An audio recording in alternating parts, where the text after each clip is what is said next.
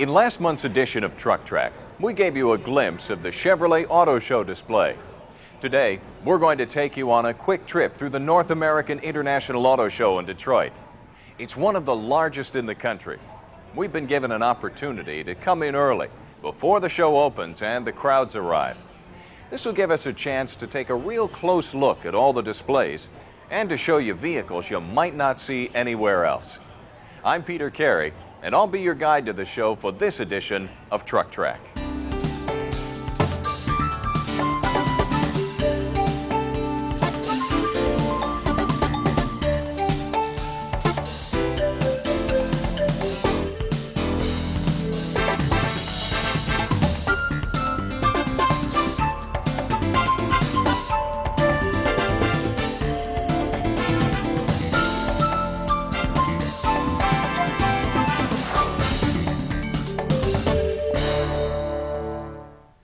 Hi, I'm Loretta Higgins and welcome to Truck Track. The Auto Show Tour is just one of the features we have for you. In the minutes ahead, we're going to talk with a market analyst to get his insight into what's in store for '94. Then we're going to take a close look at the van market to see where it's going. How does Chevy compare to the competition? Where are your sales opportunities? And we're going to hear from consumers about how they use minivans. But before we get into all that, let's hear what auto analyst David Cole has to say about the prospects for 1994. David, what does the automotive market look like for 1994 and beyond? Well, basically, Loretta, we think it's on the verge of being spectacular. There are just so many positive signs. We look at things like consumer attitude, we look at trade-in values or the resale values of used cars. The scrappage rate is very high. Everything right now points to some just sensational market activity in the next several years. And my guess is it may go all the way through the year 2000. Well, maybe you could share some of your reasoning for this forecast with us. Well, to begin with, and I guess it kind of depends on how you look at it and where you're coming from in terms of the product standpoint, but the American industry, the traditional industry, looks particularly strong right now. They have some very significant price advantages over the Japanese. They have a quality reputation that is growing very fast. And I think perhaps more than anything else, I think that today's customer that is looking for value is finding value, and they're finding the range of products that they're looking for in traditional American manufacturers' showrooms. So whether we look at it in terms of the overall market or the kind of market that the big three are going to be seeing, I think this is going to be a tremendous period of opportunity in the industry. In fact, as we look at the 90s compared to the 80s, they're very different. In the 90s, I think, are going to be owned by the Americans, whereas in some ways the Japanese owned the 80s. Well, that kind of leads me into, I was going to ask you if you could tell us any consumer trends that salespersons could watch for. Well, I think one of the biggest trends is that consumers today are really interested in value. And in fact, if we, again, kind of contrast the 80s and the 90s, the 80s we were into glitz, into flash, conspicuous consumption. The 90s are a value-oriented decade, and people expect more. And whether you look at it in terms of buying suits or washing machines or cars, that's what consumers are looking for. And I think one of the key things that dealers need to understand is that that value is just not the product alone. It's in that relationship with the sales force, the service bay. People are looking for strong explanation and understanding of the product, and all of that translates, in my judgment, into the concept of value, which is the key word in this business for the 90s. David, what types of vehicles are people buying? One of the things that's been absolutely amazing is in the last 5 to 10, maybe even 15 years, the growth in sport utilities, light trucks, and vans. It's very hard to predict what's going on. I think another interesting dimension of the market is how fashionable it has become to drive particularly the light trucks. It's no longer something that is for a contractor or for the farmer. It's something you can go to the store in or the country club in. It's young people today are looking at light trucks as a really cool type of a vehicle. So it's hard to say that there is any one segment that is absolutely sensational. Potentially, they all are, depending on the characteristics of those customers. Another aspect, I think, of it is that these customers are changing. And one of the challenges for the manufacturers is to really try to track the trends of those customers. A customer may have needs 1 year, and 2 or 3 years later they may be slightly different. And perhaps the key is to try to fit the kind of flexibility that the customers see. And I think that's one of the reasons, for example, that minivans have become so popular. For example, I just look at my wife. My wife has a GM AP van, and for her, there wasn't really any other choice. She's an antique dealer. She has to take all of the seats out. She has to be able to do it herself and take them out and put them back in so she can put her antiques in her van and go off to a show. And that was, for her, an absolutely important feature, that flexibility to do what she wanted with the seating arrangement. And she loves it. Well, it's interesting. You beat me to the punch there, because I was going to ask you, what were the prospects for the minivan market? I don't think there's any end in sight. I think minivans, particularly as they become more car-like and people can move from one to the other, they become much more adaptable, and gee, the fashion is just outstanding. It is really a fashionable thing today to drive a minivan, and we know people from a wide range of scales. I know people that are just eking out a living, to people that money means nothing to, and it's amazing how many of them drive minivans. Thanks. We'll hear from David again in just a few minutes.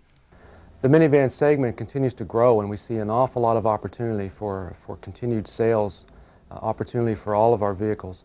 The Lumina minivan, the sales for the Lumina minivan this year are up nearly 60% over a year ago.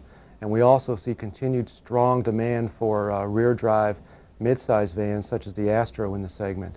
So we think that there's an awful lot of opportunity for our salespeople to have tremendous sales success in the mid-size van segment over the next several years. The Dodge Caravan and Plymouth Voyager are virtually identical. So to simplify matters for our comparison, we're going to look at just the Caravan. After all, it is the best-selling minivan on the market. One of Caravan's strengths is that it was the first minivan. As a result, they had a head start at building a loyal owner body, much like Volkswagen did with small economy car buyers back in the 60s and early 70s. But as VW found out, competitors can overcome the advantage of a head start.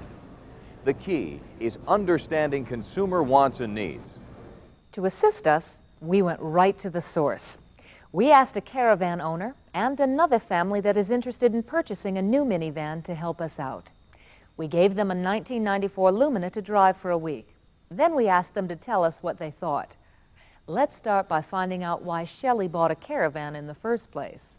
I don't believe that there were a whole lot of choices. We bought our first Caravan in 1987, and my understanding, when we looked around, I think there was Volkswagen, there were a few other to choose from, but we went with the Dodge.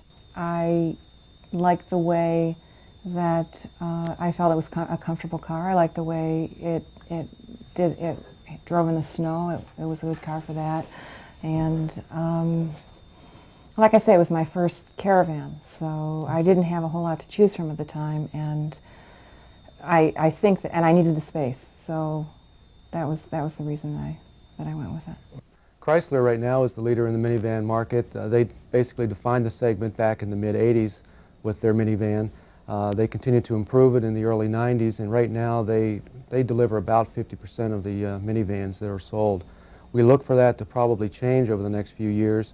Ford is entering the market this year with the new Windstar. We look for them to be able to do fairly well. They'll be a formidable competitor. And there are also other competitors that are entering the market. Honda is going to enter the market with the new minivan in the fall of '95. And there are also other competitors out there that we look for changes from, such as we look for Toyota and Mazda to possibly bring new entries into the market segment. And Villager and Quest have done quite well this year with their new entries. But we also feel as though there's enough room for growth and sales opportunity in the mid-size van segment. I like the styling of the Lumina. I think it's a real pretty car. And I liked driving it because of I liked looking out. I was telling my neighbor that I wanted to drive it in a thunderstorm. I thought it would be fun. My kids like it. They feel like they're in a rocket ship. I like the design. Where the dashboard is, the deepness of the dash, I like that. I think it's a real nice look, and I like it from the outside too. I think it's a pretty car. It's like a modern look, you know. And even though I'm aging in my 40s, I still want to think that I'm hip and I'm young, and I think that gives me that image. In 1994, we made several changes to the Lumina minivan to make it more customer-friendly and more appealing. The front end was shortened nearly 3 inches. We've also redesigned the dash. We've added a driver's side airbag. There's also a power sliding door available this year. Child safety seats have been added as an option. And most of these additions and changes to the Lumina minivan were a result of customer input into what people really wanted in a minivan. The 1994 restyled Lumina minivan is certainly a match for Caravan when it comes to overall dimensions. The Chevy is a little more than a foot longer, but the height and width of both vehicles are within a few inches of each other. And Lumina's generous glass area gives people a clear view of the road. I love the window, and I love being able to see around. I love being able to see traffic coming at me from all directions. I felt very confident in it. That look does give you an open view of the road. Don't forget that some of the features of the Lumina minivan, which we may have found a resistance factor in the past, were actually designed to help the consumer, to help the driver of a minivan. The big glass area, the big daylight opening area. We think we've refined the minivan to meet some of those consumer needs better. So we feel right now with the Lumina minivan we have a very formidable competitor that can compete quite well against all the other entries in the mid-size van segment. When you start talking about performance, you first have to clear up the Caravan engine story. At first glance, it might appear that you have several choices with Caravan, but take a closer look. The smallest and biggest Caravan engines have limited availability. Most Caravan models offer either the 3-liter or the 3.3-liter V6, and even these come with restrictions because of transmission and model availability. Chevy makes the choice simple for consumers. Lumina offers the standard 3.1-liter V6 with a 3-speed automatic, or the optional 3.8-liter V6 with a 4-speed automatic. And how do they compare to Caravan's 2 main engines? Well, Caravan's 3-liter engine delivers 22 more horsepower than Lumina's 3.1. On the other hand, Lumina's 3.8-liter engine offers 8 more horsepower than Caravan's 3.3-liter V6. Plus, both Lumina engines have more torque, important when you want to get a fully loaded minivan moving. Of course, when you're driving a minivan, handling is also important. Both Caravan and Chevy offer seating for 5 or 7, and room for these passengers is similar. Headroom for the front and middle seats is around 39 inches for both vans, and they each have about 37 inches in the rear. It's the same when it comes to leg and shoulder room. The Chevy may have a little less room one place, but a little more in another area. In the end, the overall seating dimensions are pretty close. You can find the exact comparison numbers in the Truck Track pamphlet. But the best way for someone to judge Lumina's roominess is to have them sit inside. And while you're at it, point out some of its many convenience features. Well, the great thing about the Lumina is the electronic sliding door on the side. And that was great, particularly when I load kids in and out of the car. One of the kids that I pick up, his driveway is on a slant, and with my Caravan, they can easily open it because it's going downhill, but they can't close it. And half the time I have to drive down the driveway, stop the car, have the kids get out, and close it again. With the Lumina, I was able to do it from where I was sitting. It becomes a part of you. I mean, you expect it. I mean, every time I went to the car, I pushed my little button, the door open, you know, for my kids. And that was one of the things that I liked about it. And as a matter of fact, I'm going to miss it. Lumina Minivan's optional power sliding door is just one convenience feature you can't get on Caravan. Another is Chevy's modular seating. Then there are features like the power door locks. They are offered on both Chevy and Dodge, but Lumina's lock automatically when you shift out of park. Caravan's power locks are speed activated at 15 miles per hour. So with Chevy, you have the security of knowing your doors are locked the moment you shift out of park. There's no delay. And several of Caravan's other convenience features have limited availability, such as the remote keyless entry system. It's standard on Caravan LE models, optional in a package on SE models, and not available on base models. I liked being able to unlock the door. As another safety feature, I like being able to unlock the door and get into the van. Know that I could get into the van without having to fumble for my keys. As we walked towards the van, I could get on one door, my kids could get in the other door. I didn't have to wait till I got in the car, sit down, unlock the door, and open the door for people waiting to get in. So I really like the keyless entry. I think it's a nice feature. Chrysler certainly does promote safety, especially Caravan's dual airbags and optional integrated child safety seats. But the Chevy has a driver's side airbag, and that's just one feature of a total safety system.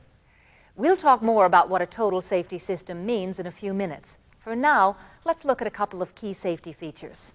Chrysler does an excellent job of selling safety, communicating the fact that they have dual airbags and some of the other safety features that you find on every other minivan.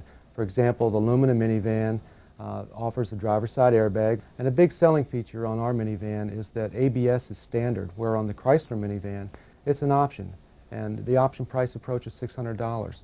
I wish I would have known about anti-lock braking system. It was never explained to me when I purchased my Caravan. I don't even know if I had a choice to purchase that kind of braking system or the regular braking system that I have now. Four-wheel anti-lock brakes are standard equipment on every Lumina minivan. This system provides greater control when stopping, even through curves or in wet, slippery conditions. ABS is standard on all-wheel drive Grand Caravans, but it's optional on SE and LE models, and not available at all on base Caravan or Grand Caravan models. I liked when I was driving the Lumina, I liked knowing that I had the ABS brakes. It was very important to me. It's just another thing that's important as far as safety. The Chevy can also be equipped with built-in single or dual child seats. The seats fold down for small children or fold up and out of the way for adults. The child seats are available with the optional 7-passenger seating, the same as with Caravan. Base frame construction surrounds Lumina minivan passengers with a rigid steel body cage. A similar type of construction is used with many aircraft and race cars. You can find out more about Lumina Minivan's total safety system by checking the 1994 Chevrolet Light Duty Product Guide. It lists safety features and explains why Lumina is a match for any minivan on the market. We've just completed working with our Northeast region on developing a Lumina minivan direct mail video program. This program is going to begin in April. We're going to actually mail a direct mail piece which includes a video to consumers throughout the New York ADI. And what we're going to offer those consumers is a free 3-day test drive of the Lumina minivan. We feel one of the best ways to get a customer to buy a Lumina minivan, to get excited about the product, is to actually take a test drive. And we feel once they get behind the wheel of the van, they can really enjoy the features of the Lumina minivan. I think it's a great idea because here I am, and I never would have tried it like I didn't do when I bought my second Caravan.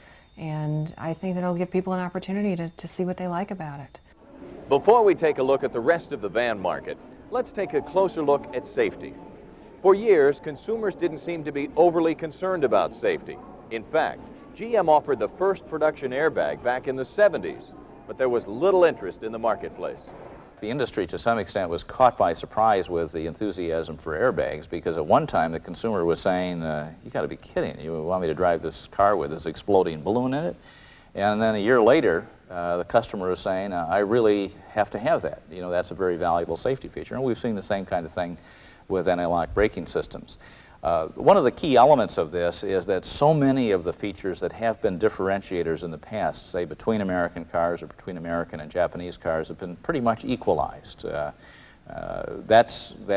as that happens, I think customers are beginning to look for things that really can differentiate, can put the product that they're looking at a little above some of the competitor products. And safety features have been very crucial in that decision. General Motors does more safety research and testing than any other auto manufacturer. Its commitment is backed up by the industry's largest safety and research test facilities. To give you an indication of how far we've come, take a look at a typical car from the early 50s. It probably didn't have dual-speed electric wipers, windshield washers, backup lights, or hazard warning flashers. Today, we take these features for granted, along with the added safety they provide. The other thing many people don't realize is these aren't individual features. They're part of a total safety system. Well, safety isn't just one thing. It's not a seat belt, it's not an anti-lock brake system, it's not an airbag.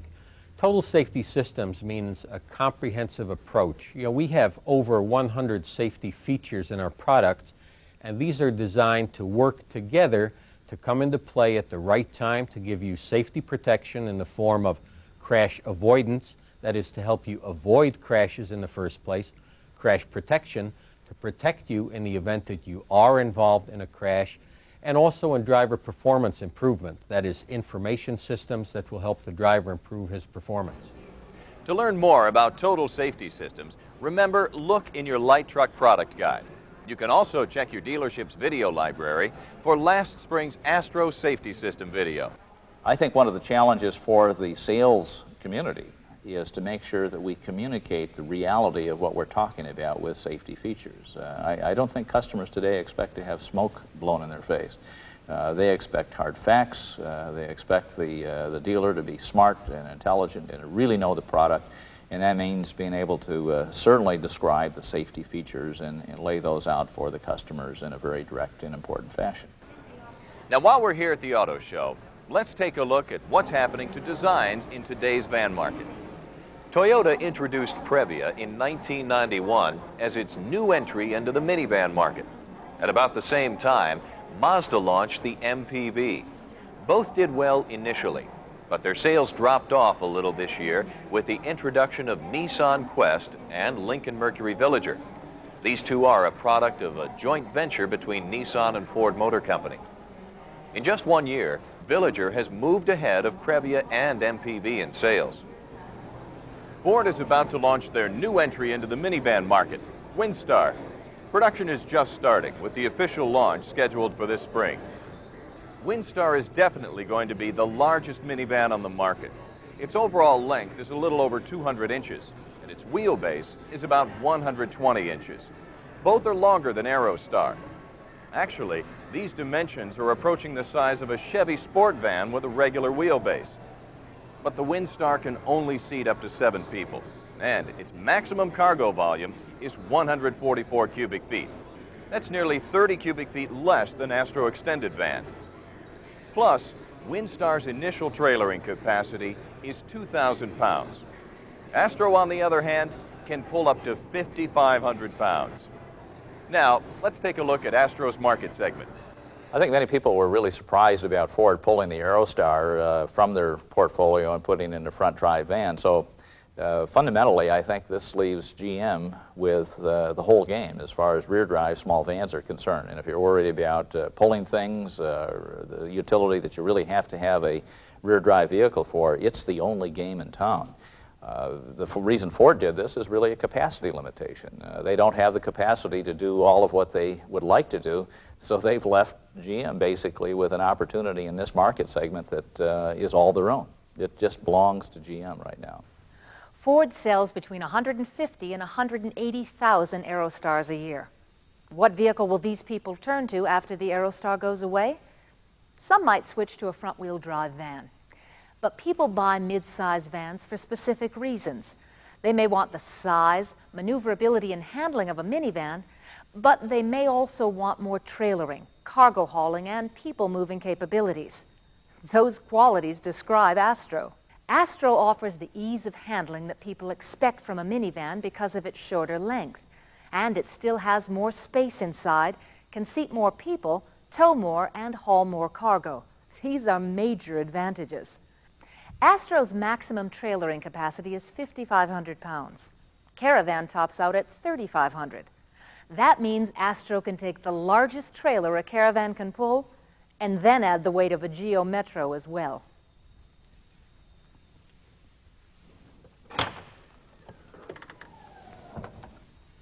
There's also plenty of room with a maximum cargo space of more than 170 cubic feet. As we mentioned before, that's nearly 30 cubic feet more than the largest minivan on the market. Well, that's enough room to carry plenty of cargo or even a home entertainment center.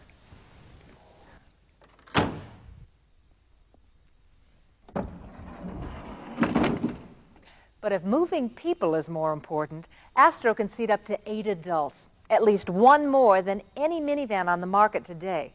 With the added passenger room, cargo space, and trailering capability, you can see Astro has some distinct differences from minivans. And with Aerostar gone, Astro will have the mid-size market all to itself.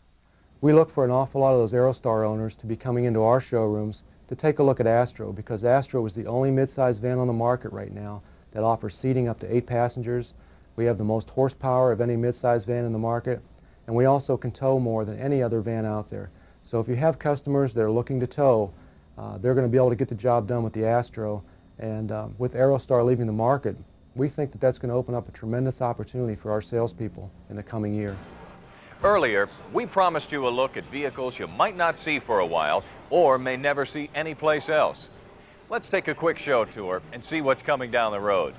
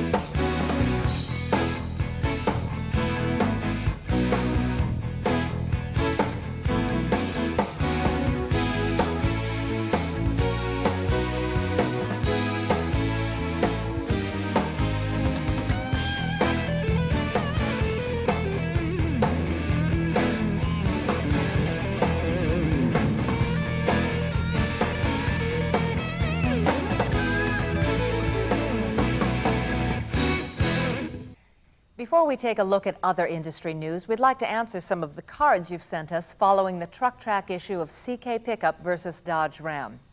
One sales manager had this to say about the Chevy CK Dodge comparison. Looking at this material, I would be attracted to the Dodge. Well, the fact is, there are going to be a lot of people attracted to the new Dodge full-size pickup.